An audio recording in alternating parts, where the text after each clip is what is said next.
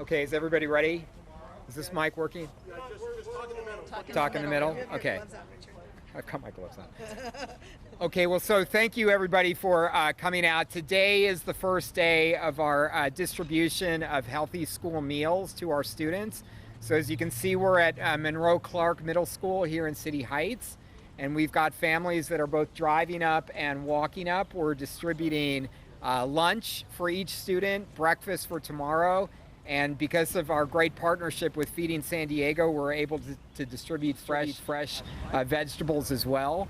And so I would like to actually introduce first our great partner that's working with us to make sure students have access to quality learning as we're out of school for the next couple of weeks, and that is Heather Milne from KPBS. Heather?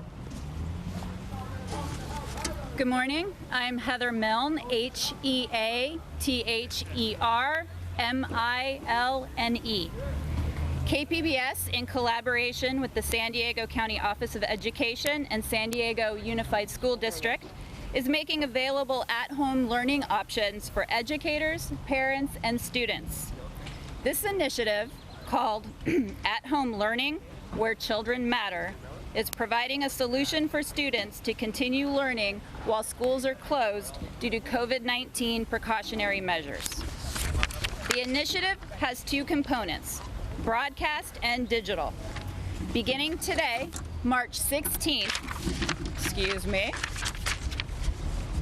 KPBS will broadcast 12 hours of programming selected to meet the TK through 12 California educational standards.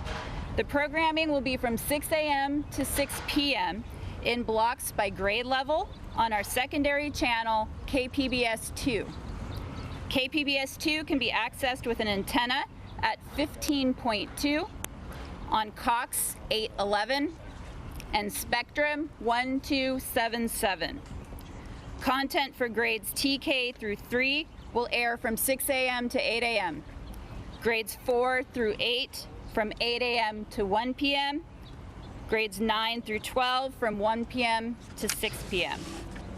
The schedule was put together in collaboration between our sister station PBS SoCal and the instructional team at Los Angeles Unified School District. They identified the best standard-based instructional content in the PBS system with rigorous lesson plans and made the 12-hour schedule available for public media stations throughout the state. The TV schedule was developed to help foster continued education for our kids while they are at home, easing the concern for parents and educators when they ask, what are my kids going to do while they are at home? This program allows schools and districts to bridge the digital divide and equitable access to learning for all students at home, regardless of access to internet or a computer. And best of all, this is trusted PBS content. From kids programs to historical documentaries, PBS has a library of content to pull from and the lesson plans to go with it.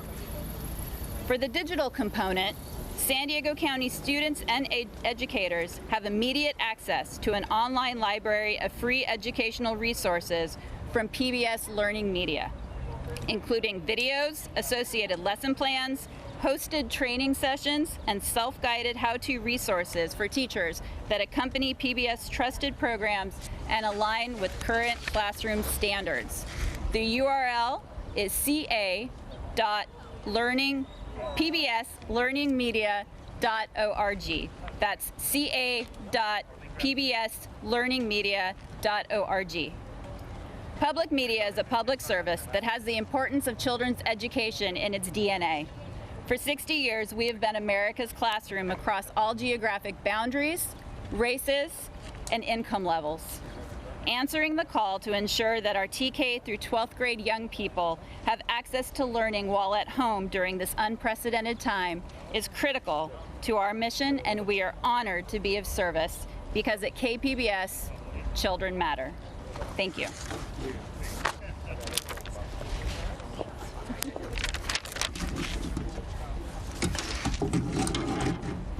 Thank you. I want to say thank you so much to Heather and to KPBS General Manager Tom Carlo, because this is San Diego truly at its finest. What you see behind us is the program that we put in place for nutrition for students just at one of our 8 sites, Feeding San Diego, Feeding America, San Diego Unified School and Nutrition Services are passing out behind me right now the meals that we committed to, a breakfast and a lunch. We just had a family with 8 kids come by and made sure they had their breakfast for tomorrow, their lunch for today, and of course through the partnership with Feeding San Diego and Feeding America, fresh fruits and vegetables for every family that either walks up or drives up. But we're also here to talk about what Heather just announced, is this partnership with PBS and KPBS in particular. What I've experienced in the last several days since we announced that San Diego Unified would be closing due to the concerns around COVID-19 is an unbelievable outpouring of support from partners all over this city saying we're here to help. And this PBS partnership is just one primary example. The 2 things that are front of mind for me as the education leader for San Diego Unified and for our Board of Education is how will we ensure our students can access nutrition when we're closed, and how can we ensure a continuity of learning for our students. Today on our website, sandiegounified.org, you are able to access the learning materials that we've put together for you to have at-home learning opportunities. We sent students home on Friday with materials to start their learning right away because we knew families were going to get themselves organized today to be able to start their learning. We've seen such inspirational work of our teachers posting daily schedules that families can follow, the websites that we've given you access to, the lessons. We have a math problem a day, we have science lessons, we have language arts lessons posted that our teachers have put together for our families to access to learn at home, because the continuity of learning is essential to us. I'm really proud of what the team has put together, and I'm frankly inspired by what I've seen our teachers do, stepping up and putting together supports. And with that, I want to bring our partner in this, SDEA President Keisha Borden, and you will see all over social media some of the things our teachers have done with the online resources that we've provided and how to get those to our families so they can learn. Keisha? Thank you. Keisha Borden, Kisha Borden. I just want to say I'm so excited to see that the partnership with KPBS is providing a digital alternative to digital learning. We understand that all of our families do not have access to the internet, so I'm very thankful to KPBS for stepping up and providing those supports for our community. I will also say that on Friday, many of our educators, as Superintendent Marten stated, tried to make sure that all of our students went home with the resources and the supplies they needed once they got home. As a teacher, I would say, please have your kids read every day, have them write every day, writing emails or letters to family and friends, just to keep up those skills. The one math problem a day, I would say have them look for all the ways they could solve it. I know in our classrooms, students are given multiple ways to solve problems, so have them show you all the different ways they can solve that one math problem. It really will improve their skills, and it'll get those critical thinking skills going. I will say that our teachers are standing by, willing to help in any way, whether it be volunteering at the food distribution sites or anything our public health agencies may need volunteers for. Our teachers are ready and willing to do that. But I also want folks to keep in mind that our teachers are also at home caring for their children and perhaps older parents. And so we're all in this together, and we're all willing to step up and help each other in these times. Thank you. Thank you, Keisha. As she said, being able to access the lessons on PBS, everybody has a TV. If they're watching this, they are watching TV. And the lessons on PBS are fabulous lessons for people to access right away. So we're really happy for that partnership. And as far as this nutrition, today we opened with 8 sites, and we are ready to quickly ramp up to further sites. Tomorrow we'll be opening at Porter Elementary School, and we'll be expanding more and more sites each day as the need arises. And with that, I want to introduce Dr. Sharon Whitehurst Payne, one of our board trustees. Keep going. Good morning. I want to thank the superintendent and her staff for putting this together. I'd also like to thank our board, my fellow colleague here, Mr. Richard Barrera, for supporting this program, and all the other partners we have, the teachers group, the Educators Association. I especially want to thank KPBS, because when we first decided to do this, this was a big concern. How are we going to get the instruction out to all of our students? And we were assured at that initial meeting that we were working to do a partnership with KPBS, and it's come through, and we want to say thank you for that. On the first night when we discussed this, also, the initial comment was about food. And immediately we thought of our students in this community. District E serves from this school all the way south to National City. And yes, we're opening in District E here today and at O'Farrell, but we wanted to be sure those students in the Lincoln cluster had their needs met also. And so with our pushback on Friday, we're opening on tomorrow at Porter North. We're looking at potentially involving Choice the next day, and down the road, if there's a need, we will also engage Horton. So just want you to know this is a moving target. It's not settled. We will put in as the need arises. Today, I want to thank one of our partners, Vince Hall, for being here with us from Feeding San Diego, and those vegetables look really good. Soup, I mean, I'd love to be a rabbit right now and eat some carrots. But I want to thank you all for this opportunity. And yes, parents are calling in. We're getting conversations, emails, texts. Even this morning at 6-something in the morning, they were calling to tell us, be sure to engage other schools. So thank you. With that, I want to bring up Vince Hall. Thank you. Thank you. So good morning, everybody. I'm Vince Hall, the CEO of Feeding San Diego. We are so proud of this partnership with San Diego Unified School District, with KPBS, and with others in the community who recognize that the mission of our schools is not just to feed minds, it's to feed bodies. And that unless we have healthy, nourished children, we cannot expect good, positive academic outcomes. So this partnership has been in the making for a decade. We have operated school pantries across San Diego Unified School District at 19 campuses. We have rescued food that is surplus from the meal prep kitchens at 19 food prep kitchens operated by the school district. And I want to thank Superintendent Cindy Marten and Gary Patel, who heads up food services for San Diego Unified, for their dedication to that food rescue partnership. Whether it's distributing food to families in need or it's rescuing food that would go to waste, there's simply no better partner than San Diego Unified.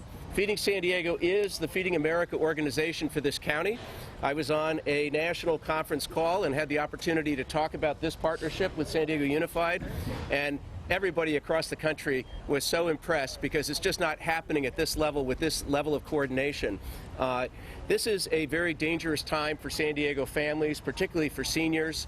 We know that youth can be carriers of the COVID-19 virus and bring it throughout the community. We've all been asked to practice social distancing, and for our seniors, we've asked them to engage in self-quarantine.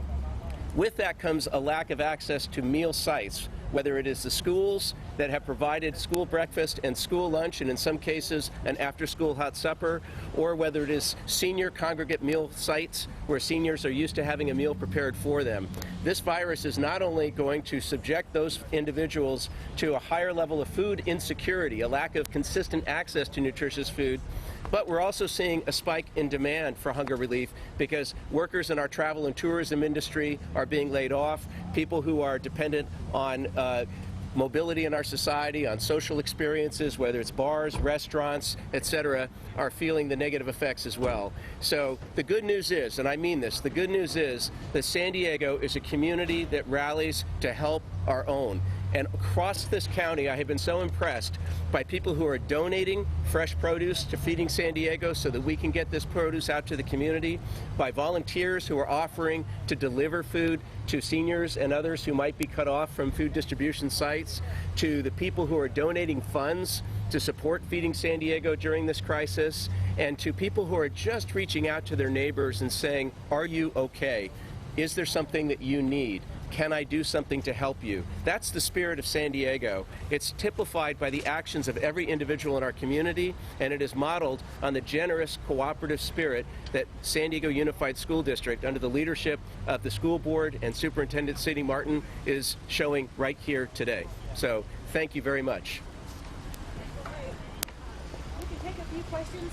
People have varying schedules, so if anybody has some questions. Can I really ask, I know maybe perhaps to the teacher, but a lot of parents are now taking on the role of the teacher, and that makes them nervous. And that's San Diego Unified holding a press conference talking about ways families can continue to educate their kids. We are learning that they are partnering with KPBS and working with educators to bring programming during these. Be there and have your kids. I think for the younger students, they'd love to read to you. I think the lesson plans that are on the website are For different ages throughout the day. Also keeping them fed to high importance. So that's for the 504,000 students that attend 42 districts around San Diego here. So we're going to have more news and more coverage when we come back after a quick break. News 8 Weather is sponsored by Bill Howe Plumbing, Heating.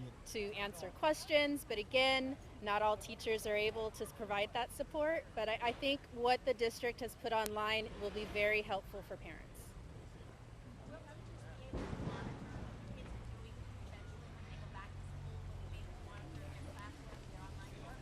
We're pretty sure kids will bring things back with them. We're not making these requirements, but we will be able, kids are going to come back proud of the work that they've done while they're gone, and they'll be connecting throughout and then bring back what they've worked on. And I can't wait to see the journals that they bring back, the stories that they read, some of the lessons that they've done. There's some fabulous science STEAM activities that have to make sure you do it safe under parent supervision, but there's some great activities that we want them to be able to tell us their stories when they get back.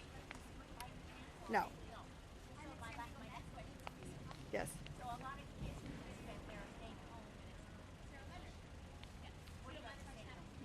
It's important for our kids to know we want learning to continue. This is not vacation.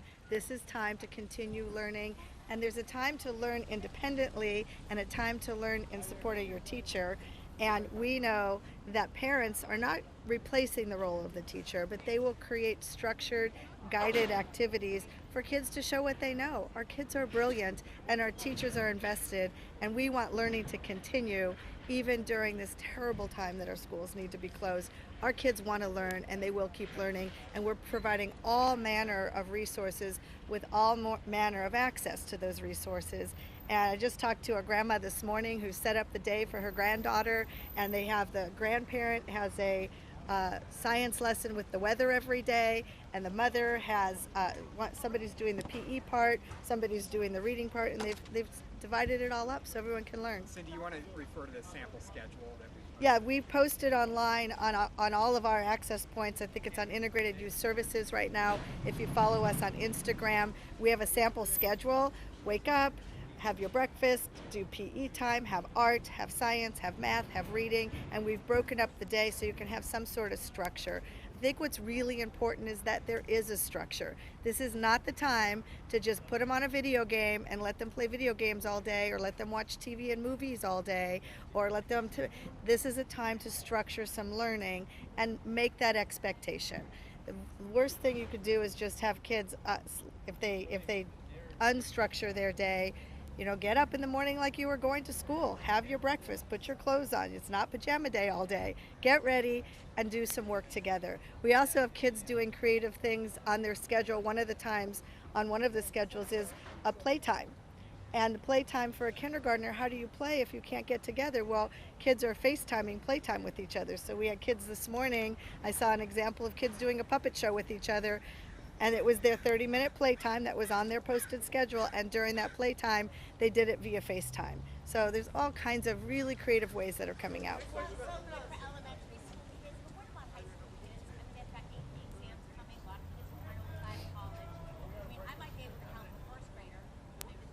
We posted. Yeah, the partnership with KPBS also has access for high school students. Lessons, those are later in the day because we're still practicing healthy start times of when we broadcast for the older students. And the lessons that we've posted for the older students are also at the content level that's good for them.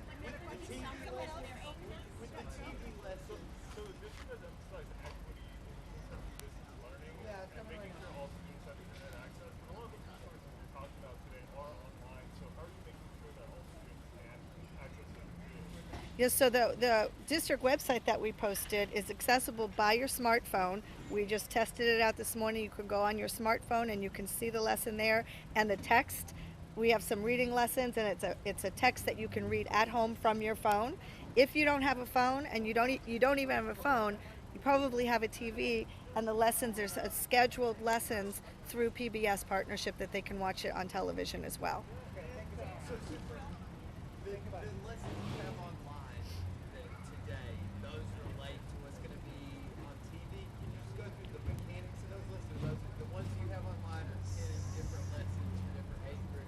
Heather can talk about that. Are there questions with the TV stuff, or is it just like You want to address that? Ken Burns?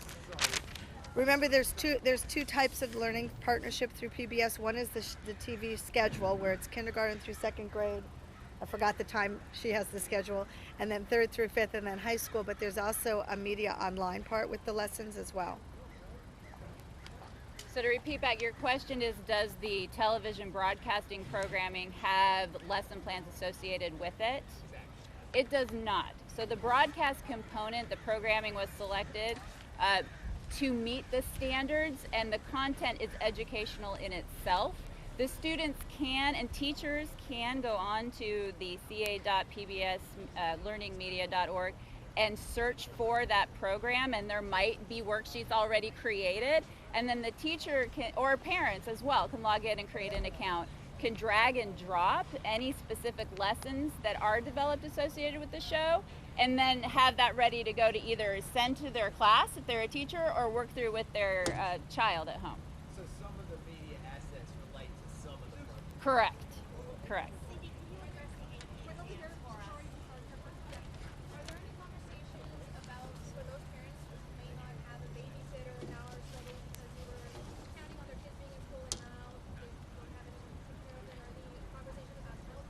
We're assessing how widespread that child care conversation is. Today's our first day of not being open, and we're finding out many of our families are actually home because they've been told by their employer to work at home. So as we assess the need, we will work with our community partners like we have to get to where we are today to figure out how to address that need. That's important to us. We have to follow the guidelines, and the guidelines around not gathering in large groups. It would be hard to open up any type of emergency daycare if we can't put kids together. It would defeat the purpose of not having our schools open, is to put kids back together again. So both of you are asking, hey, what about AP? What about getting into college? That's something that we're very concerned about too. Out of the entire nation, the Council of Great City Schools has 78 large urban districts in the country. And as of yesterday, before New York announced, only 13 of the large urban districts in the country remained open. And last night, New York announced that they were closing, and I'm imagining the other 12 would probably be shortly after them. So when you talk about the largest districts in the country, 7 million children being educated in the large urban districts throughout the nation, the College Board, the college entrance folks, the folks that come for sports and scouts, they all have to understand these are unprecedented times, and we will wait to see guidance around relaxing any kinds of timelines. My goal is that no student will be harmed by something that is not their fault. We will work with all of our college university partners and the College Board to ensure anything that we have to pause or change timelines on, we do it in concert with representing 7 million children across the country. Don't know that off the top of my head. Okay, guys, I can take down individual questions afterward. Thank you so much for coming. I have press releases if you didn't get one. Thanks, everybody.